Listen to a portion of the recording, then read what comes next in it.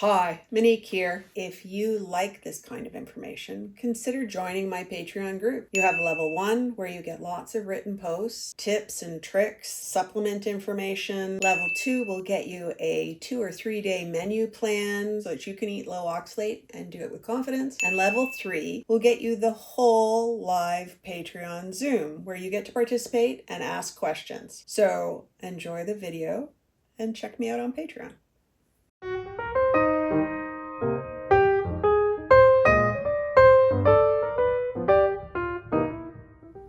Hi patrons, I'm here today with my friend Carol and we are going to be talking liver. Now, I can already hear a chorus of ew going on. This is going to be good. And what you need to understand, like Carol and I know, is that liver is so good for you. It's kind of nature's multivitamin. And I recruited my friend because I wanted to show how easy it is to do. So let's get started. Fresh cow's liver, the fresher you can get it from the butcher, the better. Yep. So I'm gonna put it in milk just for a little bit. That takes down the flavor just a little bit, especially for people who don't like liver, like my daughter. Oh yes, your daughter. And my daughter, and possibly my son, and we're gonna have everybody taste this today. The key is don't get old liver because it's just gross. And soak that for a little bit. It just pulls a lot more of the blood out of the valves and stuff like that. It just gives it a lesser liver flavor, but it's still, the way I'm going to do it is very, very quickly. We're going to put it in the lupin flour, which I just normally use regular flour, but trying to be better.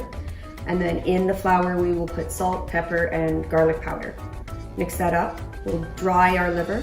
Then we'll pat it into egg, and then we'll pat it into the flour mixture, which is lupin, salt, pepper, and garlic. And then we will go over to the cast iron frying pan. We'll put a little butter in. We'll give it a sear for a minute or two on either side, and then we're done. And we just eat it right away. And so that's simple. how we do it. So I've just taken the liver out of milk, and I'm just going to take it and dry it off.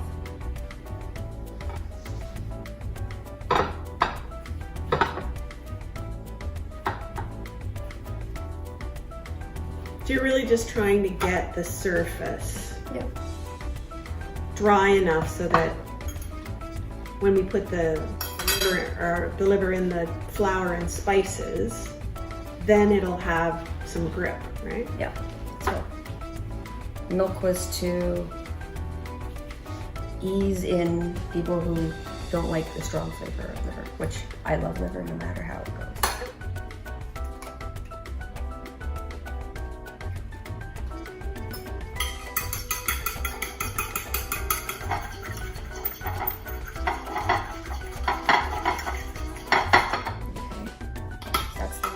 So that's the egg wash, right? That's it. And then lupin flour, salt and pepper.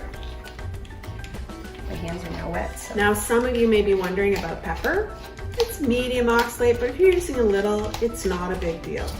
So if you're a real fan of fresh pepper, go ahead and do that. Could you use white pepper? You could absolutely use white pepper. There's always alternatives to every little oxalate issue. Generally speaking. And this is Himalayan salt, so I like the flavor of it. Yes, and more minerals. And then I just use garlic powder. You can do it like this, folks. You don't have to worry about measuring ever. And garlic powder is so low oxalate. I'm not even sure how to do the measuring. Like I've never.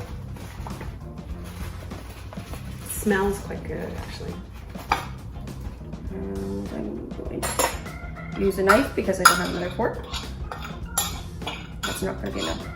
Okay. I can tell.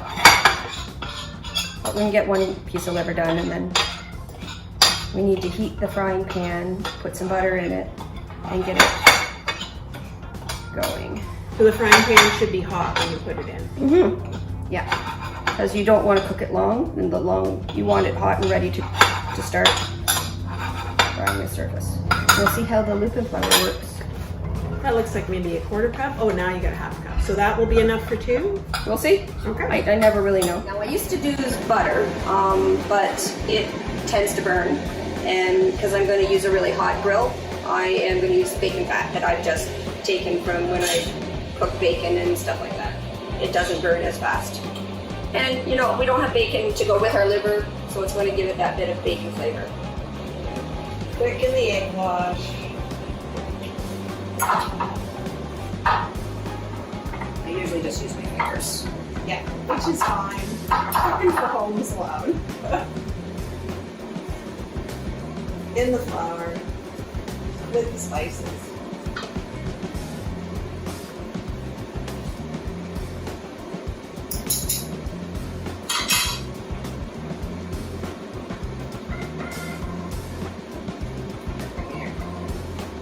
Tell its calf's liver is so delicate. It doesn't have all that hard. Yeah, it's probably a better one to start with. What do you think? Oh yeah, if you're especially, you don't want anything. Strong tasting. Nope. No, and it's not got the grizzly veins or arteries that would run through a bigger.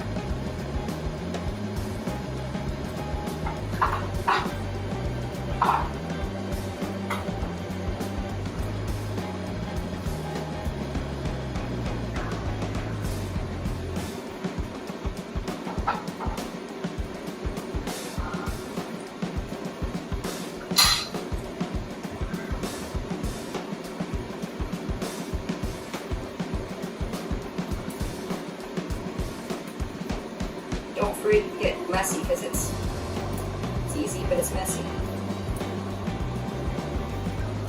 It's still not quite as fast as I like it to do. Pan will get hot. I'll be about 2 pieces in. I would usually do, 5 or 10 pieces, and then you could eat them over the next hour or so because you'll munch on them. They'll be good snacks. Salty and peppery.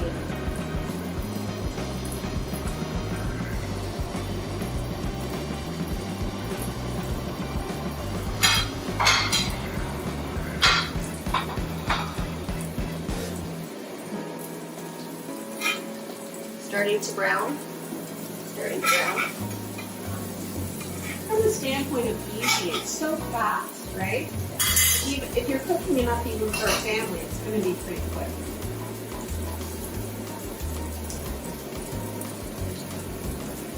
It's important to have the grill hot. I'm not sure it was quite hot enough when I did it. But as soon as you start, and this is Pete, the flour that you gave me, it's not working quite the same as a regular flour would. But you can see the Maillards, Right. little bits of, and then I touch it to tell when it's done. Right. So just like when you're doing a steak, when I do this, and it gets about medium rare on a steak, you can tell the same. When it gets to be that dense. Right. Then- Perfect. What a great little tip. And the thicker parts will obviously cook faster than the thinner parts, right? So this will cook faster than that, but you don't want it bloody inside. You just want it Pink, right? pink. So the flour looks different here, and it's working different, right? It's working a little less different, or more different. It's just different. So it's still, the flour sucks up the moisture, Right. so that you can get that Maillard, a tiny bit of Maillard rest, right? A little bit of brown. Holds all the spices together to it. But that, so this one's just about done. Oh, look, it's got some nice browning on it. Yeah. But without being overcooked, which is what I'm loving here. Well, you have all those people that do raw diets and stuff, right? They would warm it up, but they wouldn't. This feels like it's done.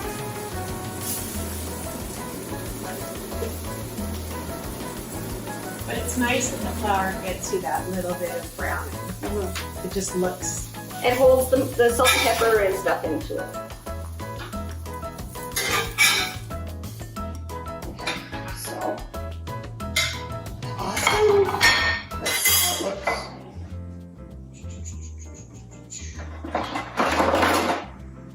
So good.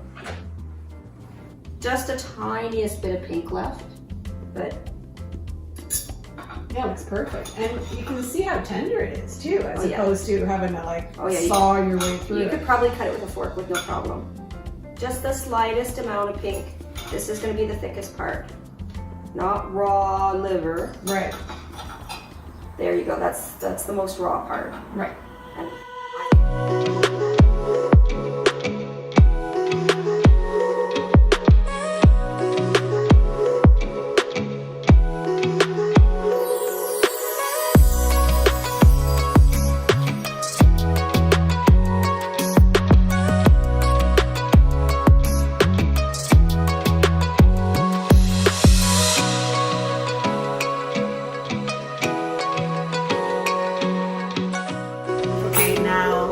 the time has come for our taste test. And we have my daughter here who doesn't think she likes liver. So I'd like to have her try just a little piece so that those of you who are also saying, are you out of your mind, can consider that perhaps this might be worthwhile. So, Carol's got one for you. okay. Pink steak. Pink steak. Yeah. That's really a good Really? idea. Pink steak. Those are good.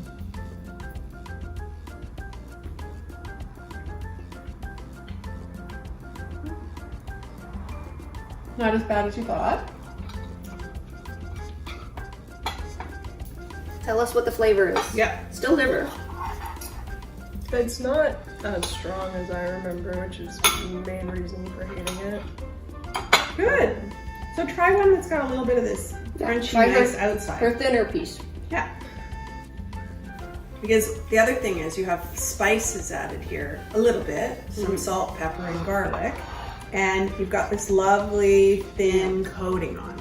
I'm a liver, eater, right? But I really like this because it was so simple. And I love just that little bit of coating. And I've never spiced liver ever. No? I've just pan fried it, but quick. Like It could use a little more salt. It could use a little But more I'm salt. fine with it. The garlic is really nice. Yeah. And the lupin flour did okay, It did which okay. is a nice, Yeah. option. Yeah. You don't have to use regular flour. Another newbie to liver, found him behind the camera. Now, if you've decorated that with a lot of bacon on the side and some grilled onions. Yeah, it's pretty good. It's pretty good this way. And so healthy. Especially for people who are not getting enough iron, not getting enough B vitamins. If supplements are a problem, this is a way to be able to handle it. Where you're getting it in a food, you digest it slowly, you're not taking this capsule or whatever. For women who need to get enough iron, awesome. This is essentially a zero oxalate meal. There's a tiny bit in the pepper, there's a tiny bit in the lupina flour. I'm just wondering, Carol, could they use a starch to do this flour piece? I think, what kind of starch? Potato starch or something like Why that? not?